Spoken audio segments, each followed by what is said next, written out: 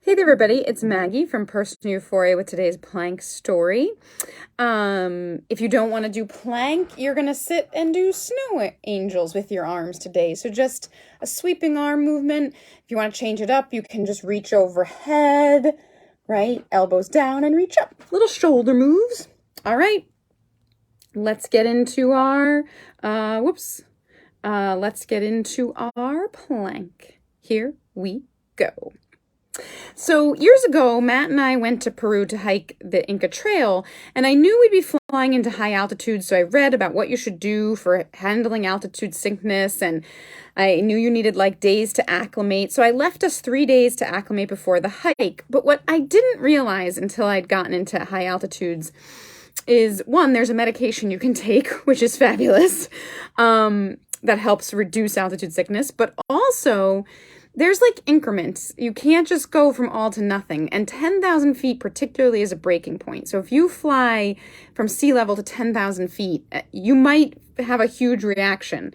And then you don't just need time to acclimate, but you suffer, right? It's not that you need to work up incrementally. So when we flew to Peru, we flew from sea level to about 13,000 feet.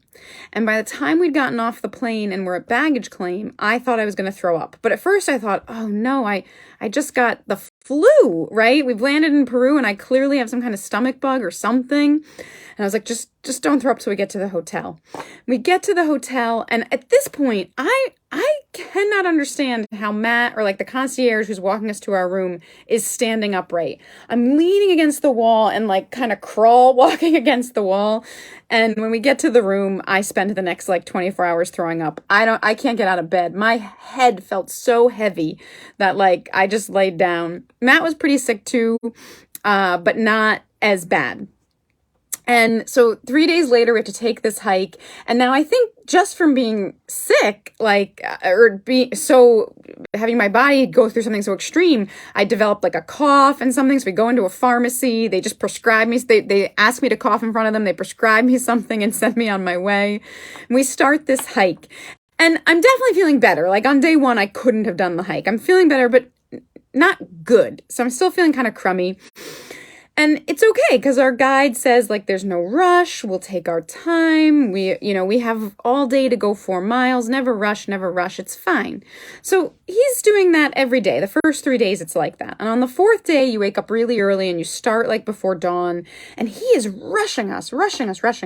And now we've only gotten higher along the way. So I'm struggling, and I'm probably like walking, but I feel like he's making me sprint.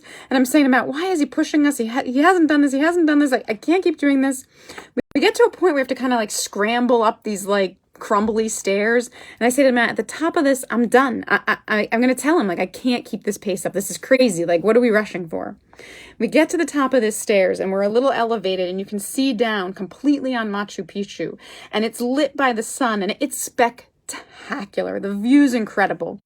And in less than 2 minutes, the clouds come in and that view is gone. And the people who come up up the stairs after us do not get to see it.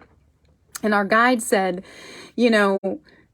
usually for a couple minutes every morning, the sky's clear and the sun hits Machu Picchu. And if you get lucky, you get to see it. And if you miss it, you miss it. It doesn't come out again. And I wish he had told us that, because I would have had something to motivate me to keep like going for. But it was definitely worth it. And he was right. And I feel like I lucked out that I got to see it. So with that, have a wonderful day. And